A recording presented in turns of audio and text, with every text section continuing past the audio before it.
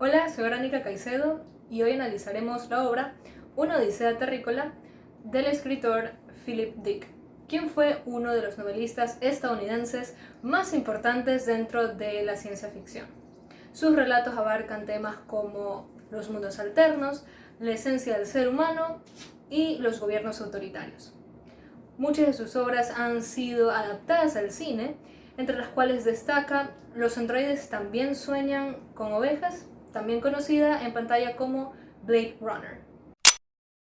Una odisea terrícola nos sitúa en la posguerra, donde Bill Keller, un espíritu, intenta tomar apariencia física y Stuart McConaughey, un vendedor, intenta mudarse a la ciudad. Stuart a la final logra visitar e interesar en un negocio a Andrew Hill, un empresario, y Bill logra poseer un focomelo y apropiarse de su identidad. La premisa del cuento es que el ser humano es inconforme y constantemente lucha contra sus propias condiciones, a veces arriesgando el bienestar de los demás. Podemos identificar varios personajes. De hecho, hay dos líneas de tiempo, pero hay varios protagonistas, de los cuales podemos destacar a Stuart McConaughey, Eddie y Bill Keller y Hoppy Harrington. Bill es un espíritu que está alojado en el cuerpo de Eddie Keller en una forma de tumor. Podemos decir que es gobernante, rebelde y busca la independencia. Eddie, por su parte, es la hermana de Bill, tiene apenas 7 años y bueno, podríamos catalogarla como muy protectora y cuidadora de Bill, mantiene una estrecha relación y en parte es inocente en el peligro que supone mantener un tumor dentro del cuerpo. Por otra parte, Stuart McConaughey es un vendedor de trampas homeostáticas que trabaja para el Sr. Hardy y lo podríamos catalogar como el arquetipo de creador, ya que siempre enfatiza en el crecimiento personal. Y por último, Hoppy Harrington funciona como una especie de antagonista dentro de la historia de Bill, ya que tendrán enfrentamientos entre ellos. Y bueno, es un focomelo de apariencia monstruosa que sirve reparando cosas en la ciudad. Podríamos decir que él también es un bufón, ya que también hace espectáculos y ese es su principal propósito. Dentro de los personajes secundarios encontramos a Bonnie Keller, Andrew Hill, Dr. Stockstill y el Sr. Barnes. Bonnie Keller podemos fácilmente catalogarla dentro del arquetipo de amante, ya que desea relegar sus responsabilidades domésticas en busca de regresar con uno de sus ex amantes.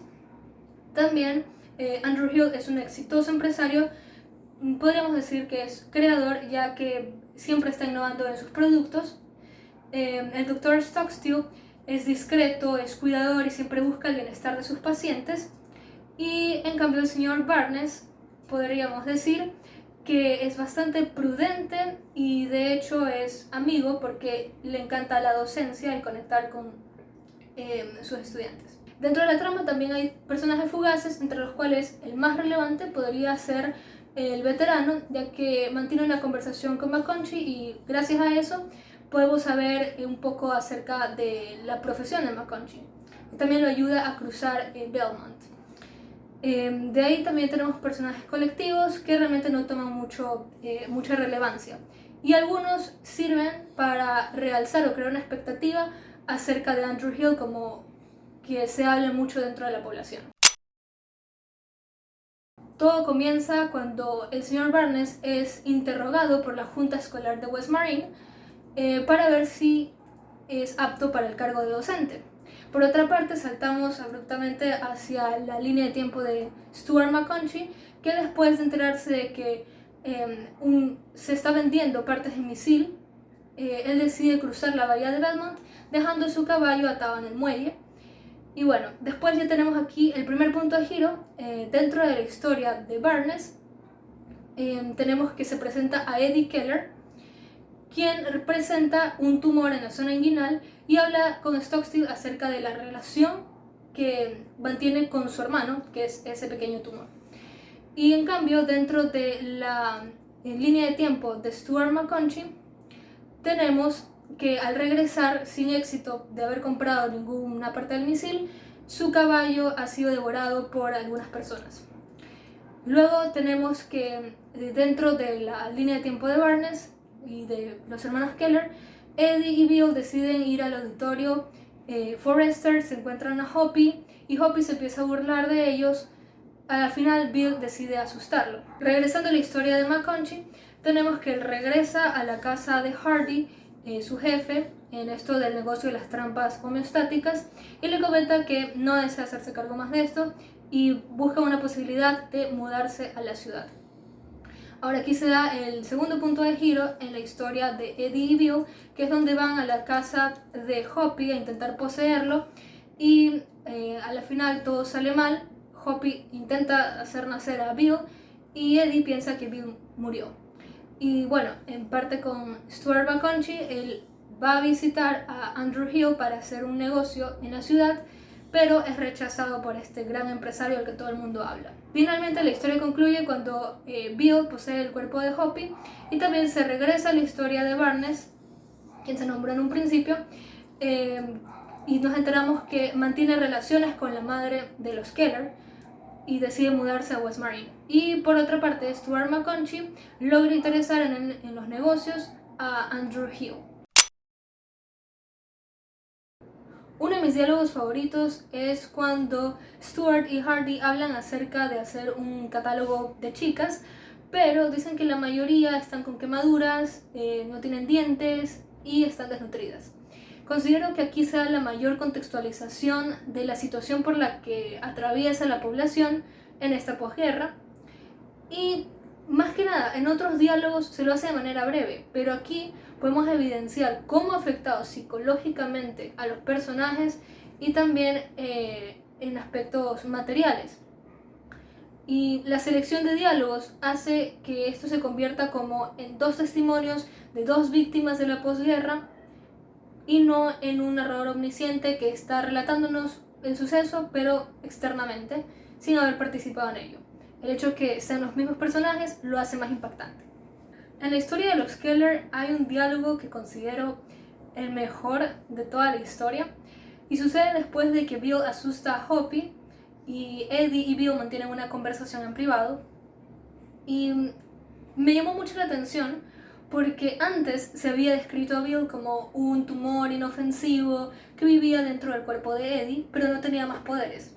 Pero ya en esta sección se revela que Bill realmente es un espíritu y que es malicioso, vengativo, que tiene poder sobre otras personas, abriendo un montón de posibilidades para la trama.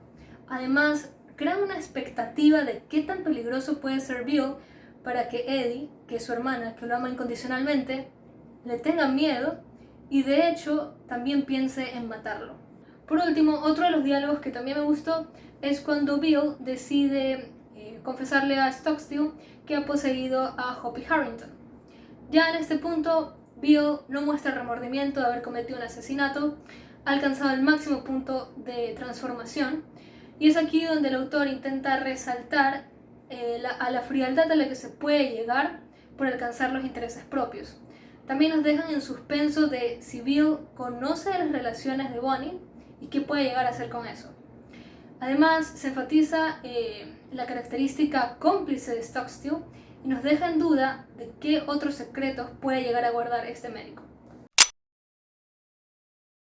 Creo que no existen muchas descripciones físicas de los personajes, solo cuando hay alguna peculiaridad se lo escribe un poco más a fondo. Por ejemplo, a Eddie se le dice que tiene un cuerpo pálido y delgado, nada más, y después, cuando se escribe su tumor, sí lo hace a través de símil, hipérbole, ironía, diciéndonos que el tumor es como la cría de un conejo para decirnos que es pequeñito.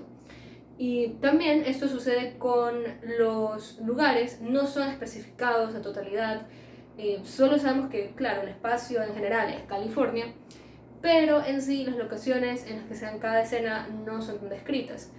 Solo nos mencionan que, por ejemplo, estamos en una recocina, como en la primera escena de Barnes, y que no hay luz por alguna de las acciones de los personajes, como prender una linterna.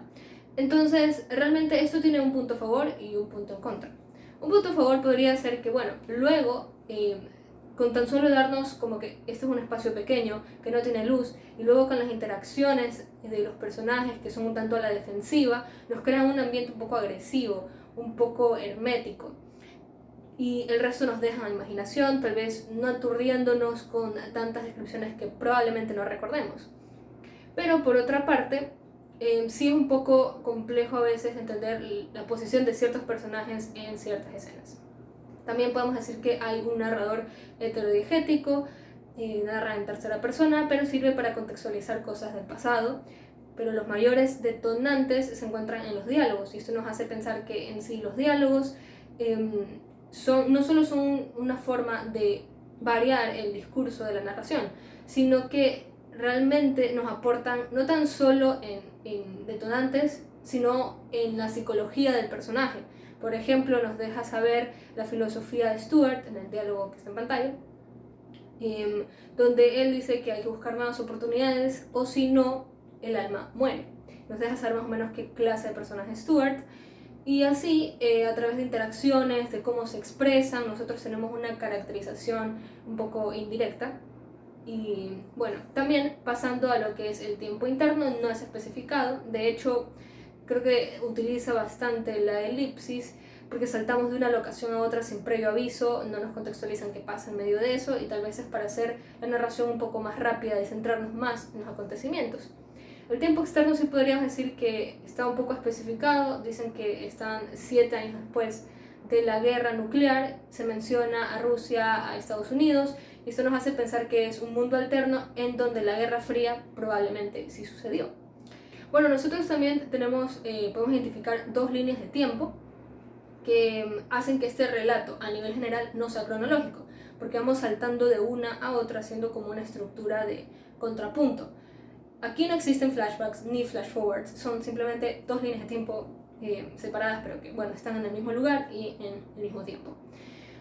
También podemos analizar, esto ya a nivel muy general, sabemos que los personajes secundarios nos sirven para contextualizar a los personajes principales o porque ayudan en el camino, pero lo que hace este autor, y que es bastante interesante, es que que dota de un secreto a cada uno.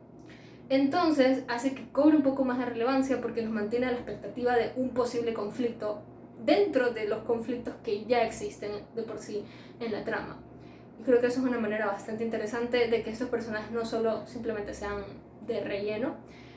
Y bueno, eso es lo que podríamos concluir. Este autor es bastante fuera de lo común. Prácticamente nos hace armar un rompecabezas en la mente de qué personaje se relaciona con el otro, cómo estas dos líneas de tiempo se relacionan, nos hacen dudar de si estas líneas de tiempo existen en el mismo lugar y también como nos hacen cuestionar si lo que estamos viendo de estos personajes, hasta qué punto es real, hasta qué punto es su percepción. También considero que lleva a la ciencia ficción por rumbos que no son lo habitual, no tanto de los carros voladores, de los avances tecnológicos, de las ciudades flotantes, sino más hacia un punto filosófico. Y estos mundos alternos de qué hubiese pasado si la Guerra Fría sí se hubiese desencadenado. Y lo utiliza más para explorar la esencia humana dentro de ese escenario catastrófico.